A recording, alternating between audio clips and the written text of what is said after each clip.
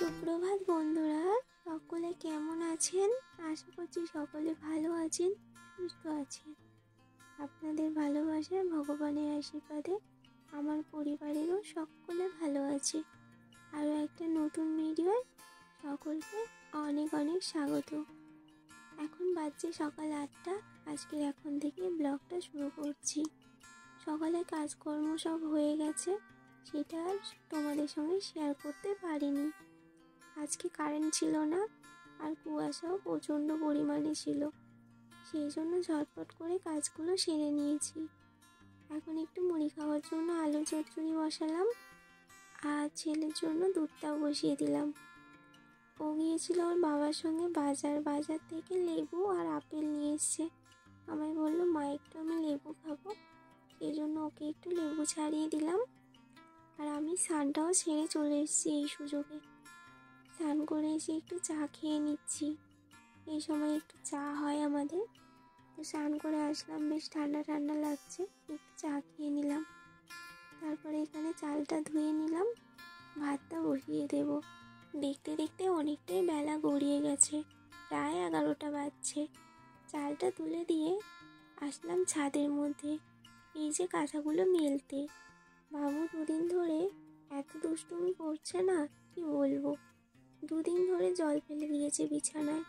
আগের দিন 4টে কাঁথা মেলেছিলাম, আজকে আবার 2টো মেলতে হচ্ছে।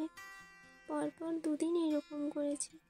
আজকে তো কাঁথাগুলো শুকনো হলে কাঁথাগুলো বিছানার মধ্যে বিছিয়ে ওর ওপর প্লাস্টিক পেতে দেব। নইলে রোজ দিন যদি এরকম করতে থাকে, রোজ দিন কি আর সম্ভব বলো তো? আসলে আমাদের ছাদ নেই তো, অন্যজনাদের ছাদে মিলতে যেতে হয়।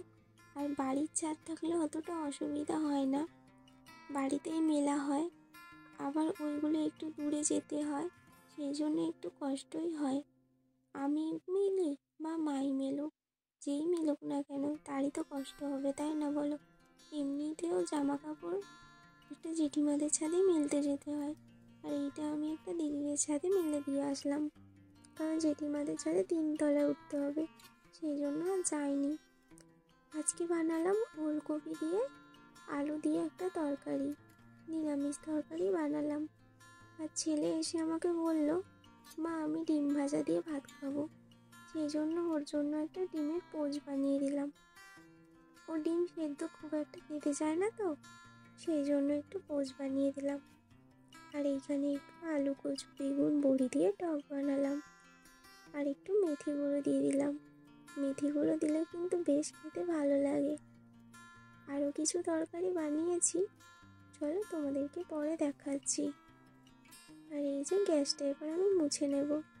সব রান্নাই আমার প্রায় কমপ্লিট।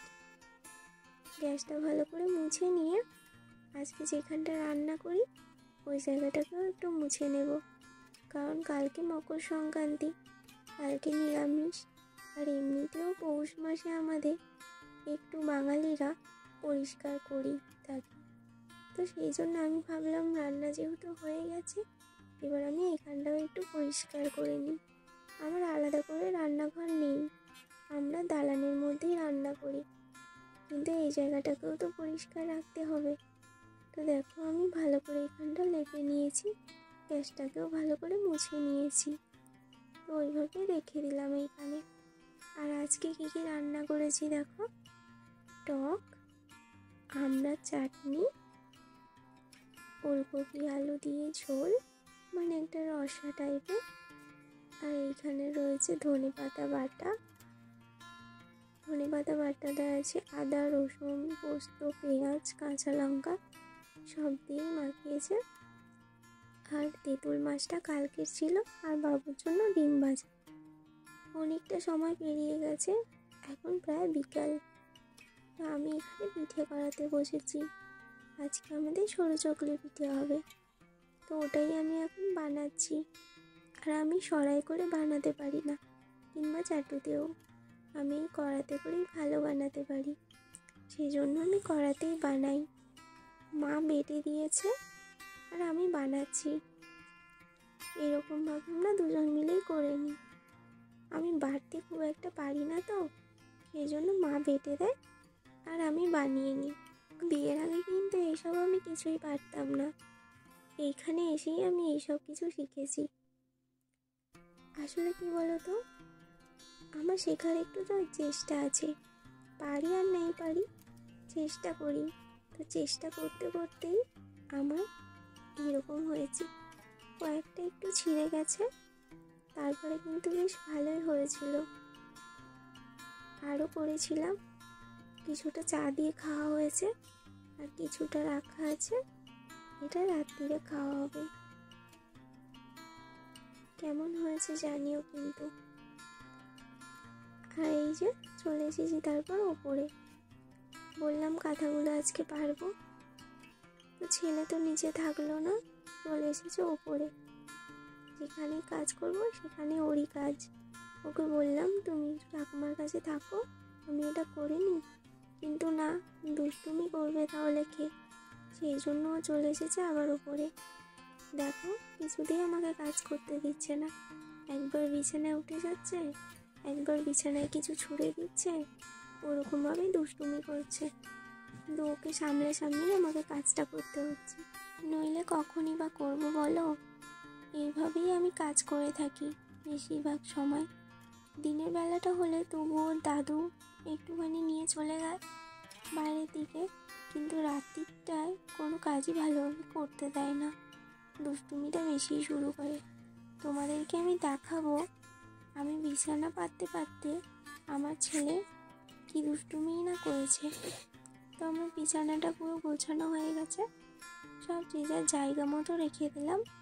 আর খাটের মাথাটায় একটু ধুলো পড়েছে দেখলাম, ভাবলাম বিছানাটা যেহেতু গুছিয়ে নিলাম তাহলে এখানটাও একটু ঝেড়ে নিই, তো সেই জন্য এখানটা পরিষ্কার করে নিলাম। আর কটা জামা কাপড় ছিল, এই জামা কাপড়গুলো তুলতে হবে। জামা কাপড় বলতে সোয়েটার, তোমাদের দাদা ভাইয়ের জ্যাকেট, বাবুর জামা প্যান্ট, তো এইগুলোই এখন আমি গুছিয়ে নিচ্ছি। গুছিয়ে নিয়ে যে যার জায়গা মতো সব তুলে রাখবো। সবগুলো আমার গোছানো কমপ্লিট হয়ে গেছে। তোমাদের দাদা ভাইয়ের জ্যাকেট, বাবুর জ্যাকেট, আমার সোয়েটার, তার সঙ্গে বাবুর কিছু জামা।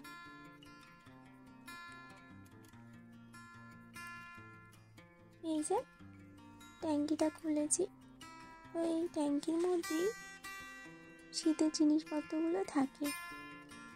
আমাদের একটা আলমারি আছে, কিন্তু আলমারিতে শীতের জিনিসগুলো নয় ধরে না। আসলে 4 জনের জামা কাপড় থাকে, তো সেই জন্য আর জায়গা নেই। সেই জন্য আমি ছোটো ট্যাঙ্কিগুলো শীতের জিনিসপত্রগুলো রেখে দিই। আর এই ট্রলির মধ্যে যেগুলো আমাদের কিছুদিন পর পর লাগে, মানে বিছানার চাদর চেঞ্জ করলে আবার লাগবে, তো এইগুলোই বিছানার চাদর, বালিশের কভার, ওইগুলোই সব আমি ট্রলির মধ্যে রেখে দিই। তো ওইখানটা আমার গুছানো হয়ে গেছে। তারপরে আমি আলনার মাথাটাও মুছে নিচ্ছি, ওইখানটাও কিছুটা ধুলো পড়ে গেছে। প্রত্যেক দিনই ধুলো হয়ে যায় জানো তো, মাটির ঘর না, ঝাড়ু দিলেই ধুলো হয়ে যায়। সেই জন্য এগুলো না প্রত্যেক দিনই আমাকে মুছে নিতে হয়। আর এই দেখো আমার ছেলে কি করেছে, আমি যতক্ষণে ওই কাজগুলো করছিলাম ও এইখানে আরও কাজ বাড়িয়েছে। প্রত্যেক দিন ও এইরকমটাই করে, এগুলো যদি না করতে দিই তাহলে আমাকে ওই কাজটা করতে দেয় না। দেখতেই পাচ্ছ আমার যত কসমেটিক্সের জিনিস সবও বার করেছে, শুধু তো বার করেনি, বার করে নষ্টও করেছে। তারপর আমি একে একে সব সুন্দর করে আবার গুছিয়ে রাখলাম। রেগুলারই আমাকে এই কাজগুলো করতে হয় জানো তো। দেখো সুন্দর করে আবার গুছিয়ে রেখে দিয়েছি। আবার আমাদের দুষ্টুটা কখন যে এগুলো ঘেঁটে দেবে, আবার আমাকে গুছাতে হবে। এখন খাওয়া দাওয়া কমপ্লিট করে চলে এসেছি ওপরে।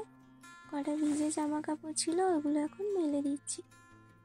তো বন্ধুরা, আমার ভিডিওগুলো তোমাদের কেমন লাগছে অবশ্যই কমেন্ট করে জানিও। আর যদি ভালো লাগে একটা লাইক করে আমার এই ছোট্ট পরিবারের পাশে থেকো। আর যারা অলরেডি এই কাজটি করে রেখেছো তাদেরকে অসংখ্য ধন্যবাদ। আজকের মতো ভিডিওটা এখানেই শেষ করছি। সবাই ভালো থেকো, সুস্থ থেকো, সাবধানে থেকো। আগামীকাল ঠিক এই সময় তোমাদের সঙ্গে আরও একটা নতুন ভিডিওর সঙ্গে দেখা হচ্ছে। টাটা।